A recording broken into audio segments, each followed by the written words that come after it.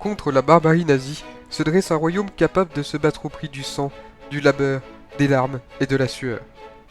Face au charismatique Winston Churchill se tient aussi un homme à la détermination identique, George VI. Ensemble, ils mènent le Royaume-Uni vers la victoire finale. Le père de l'actuelle souveraine de Grande-Bretagne fait de son bégaiement et de sa timidité une arme pour offrir l'image d'un roi courageux dont son peuple a besoin. Adoré pour son héroïsme, George VI n'était pourtant pas destiné à régner.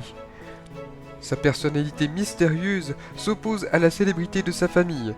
L'heure est venue de revenir sur le destin extraordinaire d'un roi malgré lui.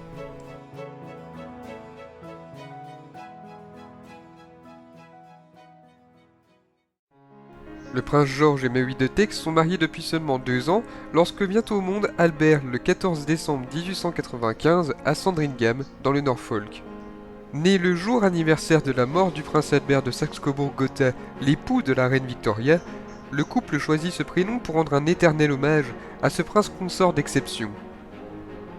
Mais au sein de la famille royale, le petit garçon est surnommé Bertie, comme son grand-père avant lui. Albert n'est pas le premier enfant du couple. En 1894 est né un premier garçon du nom d'Édouard. Bertie n'est donc pas destiné à régner un jour. Avec seulement 1 an d'écart, Édouard et Albert sont éduqués ensemble selon les codes aristocratiques de l'époque. Mais le prince remontre très tôt des problèmes de santé. Bègue, il souffre aussi de genoux cagneux et de problèmes digestifs. Après Édouard et Albert viennent 4 enfants qui forment une fratrie unie. Mais George et Mary ne sont pas des parents très chaleureux.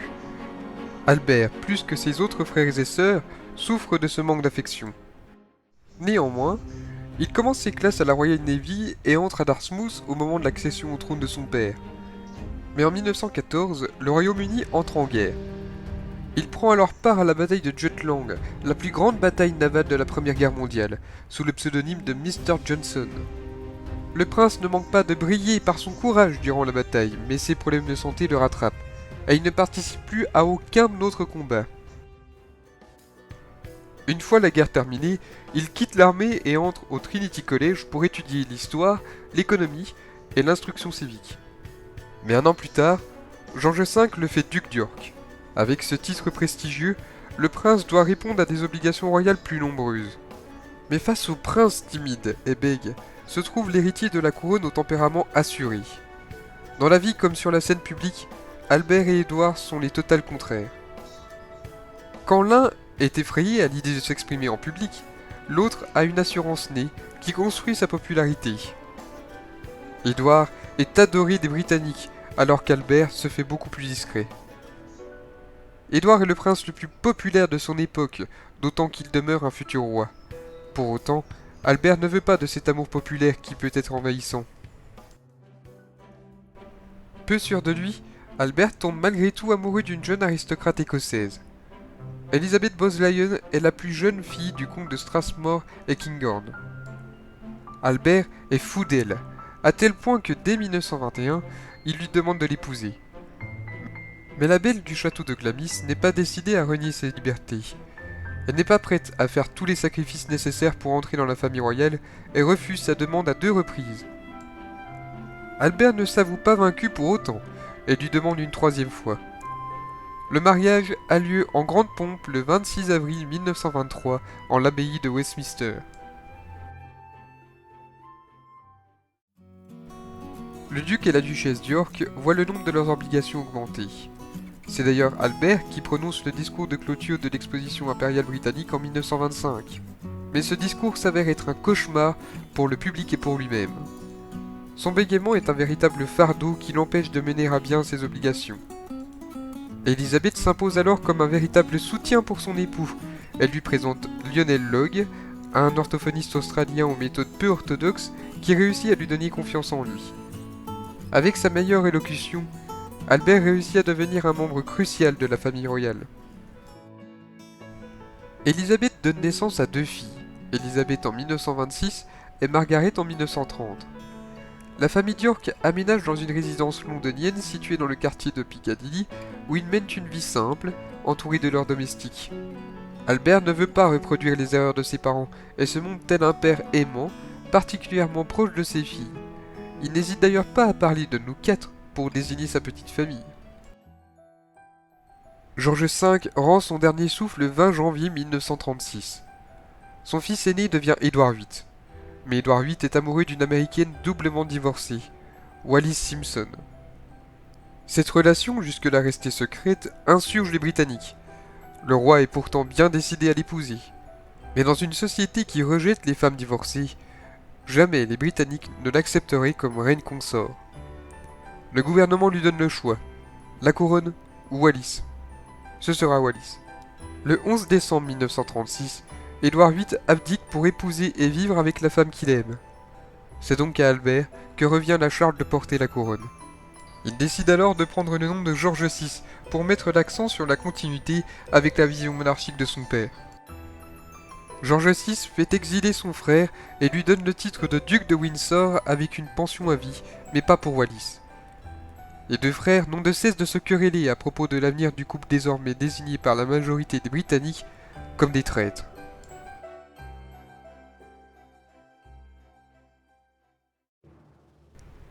Le couronnement de George VI et Élisabeth a lieu le 12 mai 1937, une date qui était d'abord réservée au couronnement d'Édouard VIII. En rupture avec la tradition, la reine Mary assiste à la cérémonie pour montrer son soutien à son fils. George VI obtient alors les symboles de son pouvoir sous les voûtes de l'abbaye de Westminster, un événement qui a été filmé pour la première fois de son histoire. Suite au sacre, le couple part en tournée en France et en Amérique du Nord. La raison ? Construire l'avenir de l'Europe face à la guerre qui se prépare. La période d'avant-guerre est difficile pour George VI. Depuis l'avènement d'Hitler comme chancelier, il voit en lui le mal incarné.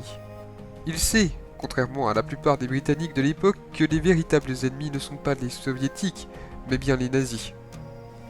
George VI fait du balcon de Buckingham son instrument pour indiquer aux Britanniques et au monde son soutien politique.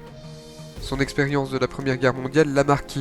Il ne veut pas faire souffrir une nouvelle fois son peuple et choisit d'abord la politique d'apaisement de Neville-Chamberlain. Mais Hitler continue à mener sa politique agressive malgré les accords de Munich. La guerre paraît inévitable. En mai 1939, George VI et Élisabeth se rendent au Canada et aux États-Unis. Par cette visite, le Royaume-Uni veut resserrer ses liens politiques avec les États-Unis en vue de la guerre imminente. C'est un franc succès. George VI réussit à se lier d'amitié avec le président Roosevelt et à se faire apprécier des Américains. En septembre 1939, il s'adresse à son peuple par la voix des ondes. La voix du roi est grave et empreinte d'émotion. Le Royaume-Uni est une nouvelle fois en guerre. En plus de cela, il doit accepter la nomination d'un Premier ministre qui ne l'enchante pas, Winston Churchill. Mais les deux hommes ont rapidement développé une forte relation de travail et un profond respect mutuel. Au-delà de ses décisions politiques, George VI est également un vecteur d'exemplarité et de soutien pour son peuple. L'Angleterre est en proie aux bombes.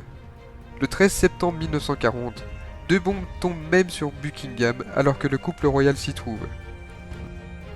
Le gouvernement leur propose de séjourner au Canada le temps de la guerre, mais la reine refuse catégoriquement. Le roi et la reine n'hésitent pas à visiter les rues londoniennes détruites et à rencontrer les victimes. Mais bien que résidant officiellement au palais de Buckingham, la famille royale passe généralement ses nuits au château de Windsor. Sur la question du rationnement aussi, la famille royale suit les mêmes règles que le reste de la population, en vivant dans un château non chauffé et barricadé. George VI n'oublie pas non plus ses troupes qui versent leur sang pour la défense de leur patrie. Tout comme son père avant lui, George VI rend de nombreuses visites aux soldats, essentiellement aux blessés, faisant le tour des hôpitaux et des baraquements. Il se rend d'ailleurs en Normandie une dizaine de jours après le débarquement. Par ces visites, George VI galvanise le moral des troupes en vue de la victoire. À l'annonce de la fin de la guerre le 8 mai 1945, la foule en liesse se rassemble devant le palais de Buckingham. Le couple royal apparaît une dizaine de fois au balcon. L'une de leurs apparitions se fait même en présence de Churchill. En somme, George VI a su fédérer son peuple autour de lui pour arriver à mettre fin à ce conflit sanglant qui a marqué l'histoire de l'humanité.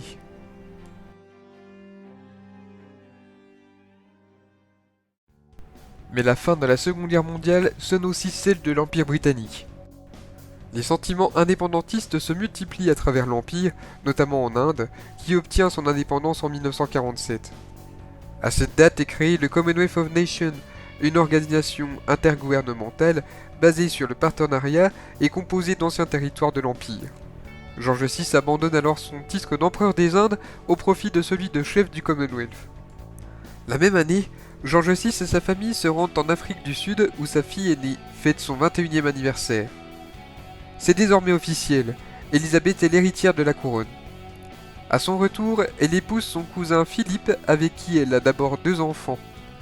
George VI se montre comme un grand-père affectif pour Charles et Anne, comme il l'avait été pour ses filles.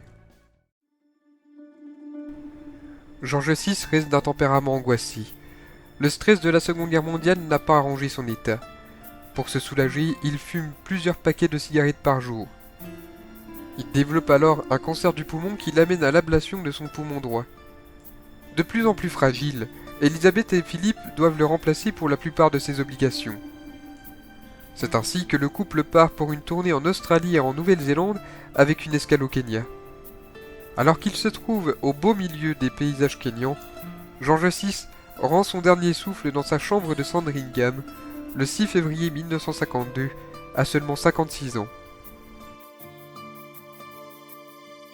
Ses funérailles sont organisées en la chapelle Saint-Georges de Windsor, après que sa dépouille ait été exposée à Westminster.